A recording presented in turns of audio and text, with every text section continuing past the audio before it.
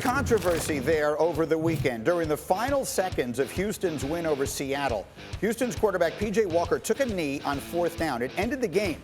However, Walker took the knee with approximately 2 seconds left on the clock. So Seattle should have gotten one more play.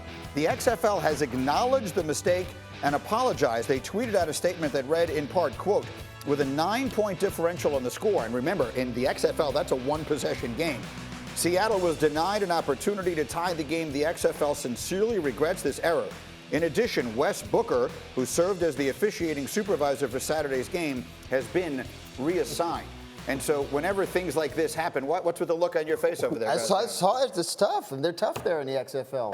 Reassigned. Where did he go? You don't make any mistakes in our league. No, we're going to find out. I think we may have talked over that joke. Make it again. That's good. So where did he go? Foot Locker? That's mean, but it's funny. I guess the point that I would ask is this the kind of transparency that we want to see from the National Football League? I think fans do. People want to see if something happened, explain to me why it happened, and then why it's not going to happen again. And so they came out, they owned it. A lot of times you'll see it kind of brushed under the rug. And then they also said, hey, what about that official? The NFL really wouldn't address that. They're not going to put one of their guys out there saying he's been reassigned, where Bart said, hey, maybe he's working at the mall now. He's over at Foot Locker. They're taking care of this issue. So I think if the more the XFL does this and the more successful they are, you could see some of these things maybe percolate to the NFL a little bit. I have to lodge a protest. Can I lodge a protest? Lodge your way.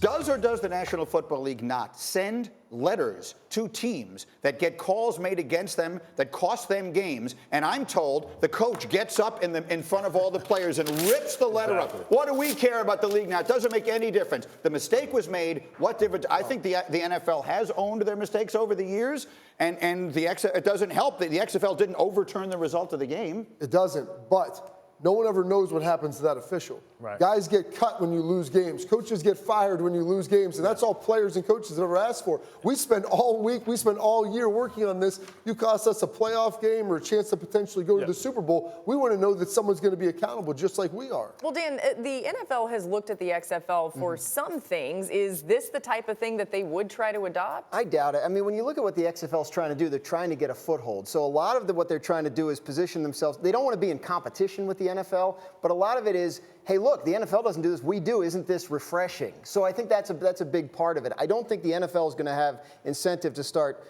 reassigning officials after one mistake. I don't think they want to be in that business. But I think, they look at some of the stuff that's happened on the field, the kickoff, et cetera. In terms of this transparency element, I'd be surprised if it made its way in there anytime soon. But the XFL, to me, is a gift that keeps on giving, because it's a way where the NFL can test rules and see how it's received. You talk about that. I love the fact that they have the cameras up in the booth so we can understand the decision process of why things are overturned. Transparency is what we want, and this is what the XFL gives us. Thank you for watching ESPN on YouTube. For more sports and analysis, download the ESPN app, and for live streaming sports and premium content, subscribe to ESPN Plus.